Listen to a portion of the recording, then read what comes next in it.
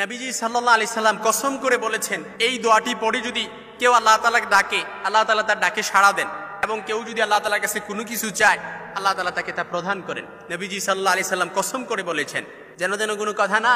আল্লাহ রাসূল সাল্লাল্লাহু আলাইহি সাল্লামের হাদিস বুরায়দা রাদিয়াল্লাহু তাআলা আনহু থেকে বর্ণিত, হাদিসটি তিরমিজির বর্ণনা এসেছে, কিতাবুদ দাওয়াতের মধ্যে হাদিসটি এসেছে 3475 নম্বর হাদিস, এবং আবু দাউদের বর্ণনা এসেছে 1493 নম্বর হাদিস, মুসনাদে আহমদের বর্ণনা এসেছে, মুস্তাদরাকে হাকিমে এসেছে, ইবনে মাজার বর্ণনা এসেছে, সুনান তিরমিজির বর্ণনা সহ আরো কয়েকটা মুতাবাররাক কিতাবের মধ্যে হাদিসটি এসেছে।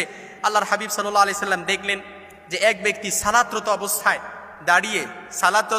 দাঁড়িয়ে আল্লাহ তাআলার কাছে প্রার্থনা করতেছে, এই দোয়াটা পড়ে আল্লাহ তাআলার কাছে বলতেছে। তখন আল্লাহর হাবিব বললেন, ওয়াল্লাযী নাফসি বিয়াদিহি লাকাদ সাআলাল্লাহ বিসমিহিল আযম আল্লাযী ইযা দুইয়া বিহি আজাবা ওয়া ইযা সুইলা বিহি আতা।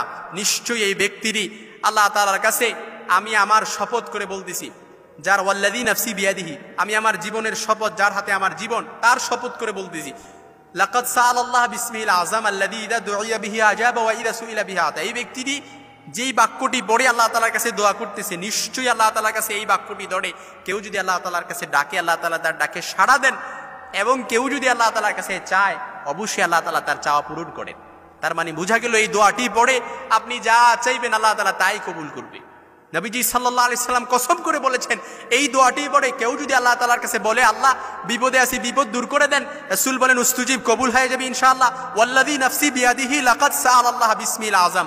আল্লাহর হাবিব শপথ করে বলেন যে যার হাতে আমার জীবন, তার শপথ করে বলছি, এই ব্যক্তিরই যেই দোয়াটি পড়ে আল্লাহ তাআলার কাছে দোয়াটি পড়তেছে, অবশ্যই তার দোয়াটি পড়ে চাইলে কেউ যদি আল্লাহ তাআলার কাছে চায়, আল্লাহ তাআলা তার চাওয়া পূরণ করেন। কেউ যদি আল্লাহ তাআলাকে ডাকে, আল্লাহ তাআলা তার ডাকে সাড়া দেন।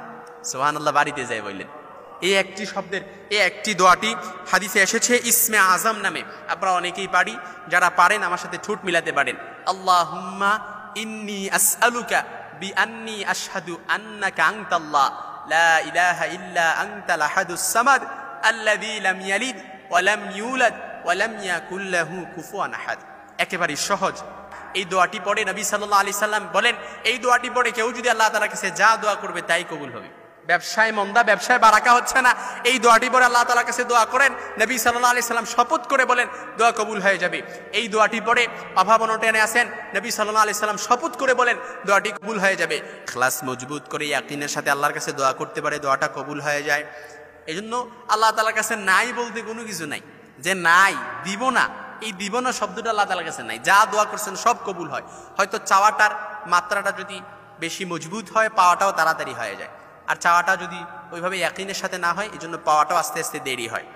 এই জন্য আল্লাহ তাআলার কাছে আজকে এই শব্দটা নবীজি সাল্লাল্লাহু আলাইহি সাল্লাম যেহেতু কসম করে বলেছেন, আজকেই দোয়া করবেন, যার যত মনের আশা আছে, যার যত চাহিদা আছে, এই দোয়াটা পড়ে দোয়া করবেন, সালাতরত অবস্থায় দাঁড়িয়ে দোয়াটা পড়বেন, ইনশাআল্লাহ আজিজ কবুল হয়ে যাবে।